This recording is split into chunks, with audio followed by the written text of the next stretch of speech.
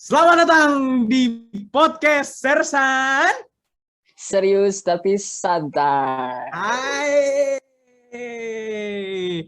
Kita di podcast Sersan ini mau ngobrol serius, tapi pembawaannya tetap santai. Santai. Jadi hari ini apa sih yang mau kita bahas lu? Waduh, hari ini kita akan membahas topik yang, wah, saya minta kepada para teman-teman saya, omongannya sudah di ini ya, sudah di filter. Agak dijaga. Iya. Karena kita akan membahas tentang Korupsi. korupsi. Buat Safik nih, Fik, Gimana lu? gua mana ya kalau nih Fik? Apa? Kita kasih gambaran dulu deh, menurut pandangan lo, kayak gimana tuh korupsi itu? Oke, kita bicara data korupsi aja ya. Oh iya, boleh. Oke. Kalau dari data ya lu ya, dari tahun 2004 itu sampai 2018 itu kasus korupsi di Indonesia naik terus lu gitu. Walaupun secara eksekusi pun naik ya gitu. Di tahun 2018 itu eksekusi itu sampai 113 kasus lu. Terus yang mencengangkan lagi adalah gitu. Indeks korupsi di Indonesia yang skalanya adalah 0 sampai 5, indeks korupsi di Indonesia tahun 2021 itu sejumlah 3,88. Itu naik 0,04 dari tahun 2020. Dan di tahun 2020 itu kerugian negara itu sebesar 56,7 triliun lu. Wah, Fik, itu banyak banget. Gila kan? Uang pengganti, tapi uang pengganti dari koruptor itu cuma 8,9 triliun lu. Gitu. Berarti sisanya masih banyak banget dong, Fik. Iya, masih ada kira-kira ya 45 triliun lenyap entah kemana. Itu Gitu. bukan uangnya sedikit loh. Iya, kita kalau beli kerupuk gitu banjir kerupuk lo. Banjir kerupuk ya? Banjir Kalau kerupuk beli gitu. basreng, Banjir basreng. banjir basreng. Iya. Gila. Ini tsunami nih kalau kita beli Iya. basreng ya. Tapi Fik, daripada kita kebanyakan ngalor ngidul gini, Fik. Iya. Gue nih sebenarnya pengertian korupsi secara keseluruhan tuh belum dapet lah Iya. gitu, belum Iya. dapat gambaran. Gue pengen nanya Agnes nih, Agnes, menurut opini lo nih, pengertian Iya, korupsi secara keseluruhan tuh kayak gimana? Nah, biar nggak salah nih, tadi gue udah sempet cari di KBBI, apa sih arti korupsi? Jadi, korupsi itu didefinisikan sebagai penyelewengan atau penyalahgunaan uang negara, bisa juga uang perusahaan, uang organisasi, uang yayasan, dan sebagainya, untuk keuntungan pribadi ataupun orang lain. Nah, jadi sebenarnya korupsi itu bisa terjadi di sektor mana aja. Menurut gue pribadi, tindakan korupsi ini tuh merugikan banyak orang banget, karena secara nggak langsung, korupsi itu ngambil hak orang lain. Jadi karena penyebab korupsi itu awalnya ketidakjujuran, makanya penting banget untuk menanamkan nilai kejujuran dan integritas pada diri kita masing-masing. Gue sih setuju sama Agnes. Harus bener memunculkan nilai integritas kepada diri masing-masing. Itu poin yang harus distabiloin ya, Fik ya. Iya, bener. Stabilo hijau tuh Nah, lu. betul. Nah, dari pembahasan Agnes ini, gue nih belum dapat nih contoh-contoh korupsi yang terjadi di lingkungan kita. Nah, buat Brandon Francius nih, gue pengen nanya, apa saja contoh korupsi yang terjadi di lingkungan kita nih? Coba saya jawab. Coba dijelaskan dong. Contoh ya. Kalau contoh sih bisa dari mana aja ya. Contohnya tuh yang pertama tuh ada yang dari lingkungan masyarakat, keluarga, sama yang satu lagi itu dari sekolah. Nah, kalau misalkan yang di lingkungan keluarga nih, contoh yang pertama meminta uang kepada orang tua untuk membeli buku pelajaran melebihi dari harga buku yang sebenarnya. Contohnya misalkan buku pelajarannya harganya 100.000, tapi kalian malah memintanya 150.000. Jadi 50.000-nya tuh buat kalian. Nah, itu nggak boleh. Terus kalau yang kedua yang di sekolah, contohnya tuh kayak berangkat sekolah tapi sengaja gitu diterlambatinnya. Nah, itu korupsi waktu. Kalau misalkan di lingkungan masyarakat, contohnya tuh datang kerja tidak tepat waktu, disengaja juga terlambatnya. Nah, itu juga termasuk korupsi waktu. Itu doang sih contohnya. Wah, ternyata tapi sebentar, jenis-jenis korupsi. Gimana? Sebentar, Fik. Tadi yang dijelasin Brandon, Ya. itu semua yang saya lakukan ketika Waduh, SMA. Tapi kacau semoga saja habis sekali. podcast ini saya langsung berubah. Berubah, benar Tuh, lu harus berubah gitu. betul. Tadi Dan apa, Fik, yang mau ternyata ditambahin? yang dijelasin Brandon tuh ternyata korupsi itu bukan hanya tentang uang, ternyata bisa juga waktu gitu. Nah, terus kan kita tuh dari tadi yang Brandon jelasin itu korupsi ruang lingkupnya kecil lah ya gitu, di sekolah, di keluarga, bener. Nah, sekarang coba kita tanya ke Markus untuk membahas korupsi yang terjadi di negara ini. Gimana tuh, Kus? Ya, jadi seperti yang kita tahu semuanya ya, bahwa kasus korupsi ini terjadi udah banyak banget nih di negara kita nih. Baik dari kasus yang besar maupun kasus yang kecil. Kasus korupsi itu udah diibaratkan sebagai makanan sehari-hari kita dah menerima berita kasus korupsi itu. Seperti contohnya misalnya yang terjadi baru akhir-akhir ini nih, kasus korupsi Bansos yang dilakukan oleh Bapak Juliari Batubara. Namun bagaimanapun juga Bapak Presiden kita sendiri juga sudah bekerja sama dengan KPK untuk memberantas para korupsi ini. Akan tetapi sebenarnya itu semua sih tidak dapat dilakukan sendiri ya. Jadi kita membutuhkan kesadaran diri kita masing-masing. Oke. Jadi sebenarnya Bapak Presiden instruksi ke bawahnya tuh udah jelas ya lu ya. Udah jelas, udah jelas. Gitu, tapi memang masih banyak aja orang-orang yang rakus lah ya. Itu. Nah, menarik sekali bahasan dari Bapak Markus tadi ya gitu. Nah, sekarang coba deh kita tanya ke Wenda. Kenapa sih Wen korupsi itu bisa terjadi di negara kita yang tercinta ini?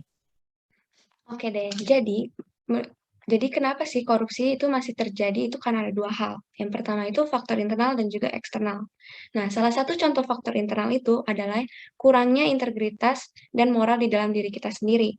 Kayak yang tadi udah dibilang Brandon, di lingkungan kecil saja sudah terjadi korupsi-korupsi kecil. Kayak kita korupsi ke orang tua, korupsi ke waktu. Nah, maka dari itu kita butuh banget kualitas moral dan integritas yang tinggi di diri kita sendiri. Dan itu kalau bisa sedini mungkin juga ya kan. Selain itu juga faktor lingkungan di luar itu tuh juga mempengaruhi banget. Contohnya aja nih, kalau misalkan kita berada di lingkungan yang ambis, kita tuh bakalan ke bawah ambis juga. Tapi kalau kita berada di lingkungan yang banyak godaannya untuk melakukan tindakan korupsi, ya pasti kita bakalan ikut ke bawah juga. Nah, dan godaan ini tuh bisa datang dari mana aja, mulai dari atasan, rekan kerja, teman, bawahan, atau pilihan lain yang membuat mereka punya kesempatan untuk melakukan tindakan korupsi. Bagus sih poinnya. Benar. Nah, jadi ternyata lingkungan itu penting lu untuk lingkungan ngebangun itu penting. Setuju. Tapi balik lagi ke diri kita masing-masing. Benar sekali. Benar sekali. Nah, tadi Wenda udah menjelaskan kenapa korupsi bisa terjadi di negara ini. Nah, gue nih pengen tahu nih buat Gracelyn, coba deh jawab deh pertanyaan gue nih. Coba kasih opini nih. Apa sih dampak korupsi bagi masyarakat kita? Apa sih dampaknya?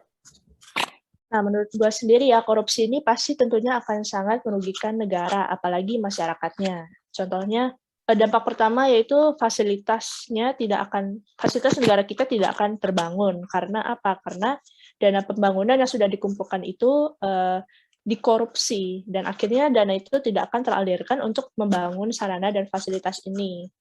Nah, untuk dampak yang kedua, undang-undang yang sudah ditetapkan untuk mengatur sesuatu tidak akan ada gunanya. Karena apa? Karena semuanya selalu diselesaikan dengan cara korupsi. Nah, untuk dampak ketiga, jika perbuatan korupsi ini nggak diatasi, menurut gua kepercayaan masyarakat pastinya akan berkurang juga. Korupsi ini juga akan menurunkan kualitas moral dan akhlak gitu, karena tindakan ini meningkatkan ketamakan terhadap suatu aset ataupun suatu kekayaan. Nah, korupsi ini juga menyebabkan hilangnya rasa sensitivitas dan rasa kepedulian terhadap sesama gitu. Itu dampak yang disebutkan oleh Gracelyn itu menurut gue itu dampaknya besar banget, Fik. Iya, jelas sekali lu. Kita tuh harus tahu cara solusinya gitu, solusi untuk mencegah korupsi. Coba deh gue pengen nanya Graciela nih. Cela, apa langkah yang harus dilakukan untuk kita bisa mencegah korupsi? Apa aja? Bisa dijelaskan? Oke, menurut gua sendiri ya, langkah preventatif yang harus dilakukan yaitu administrasinya harus jelas dan transparan. Nah, apa sih maksudnya transparan? Jadi, setiap penyelenggaraan keuangan pemerintahan itu harus jelas, mulai dari permintaan, pembelian, hingga penyalurannya gitu harus terperinci. Nah, setelah itu, proses yang menyangkut keuangan itu harus singkat dan tidak bertele-tele.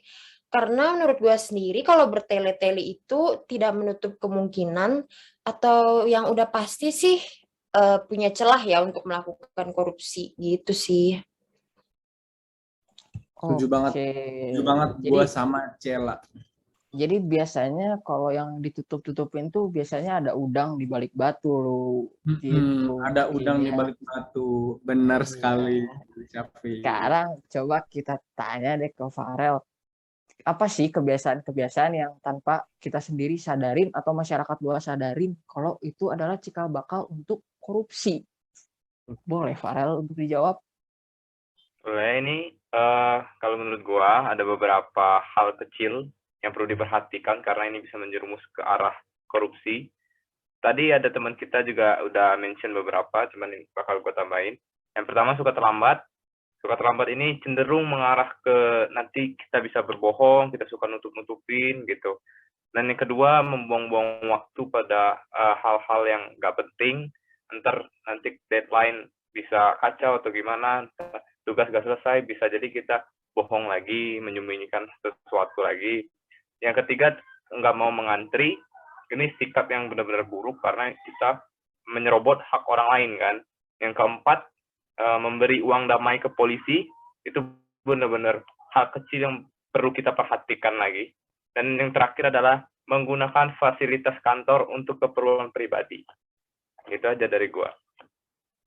Waduh, banyak sekali ternyata ya kebiasaan bakal yang bisa menjadi itu dari kebiasaan kecil bisa menjadi besar sampai menjadi utang negara melunjak ya.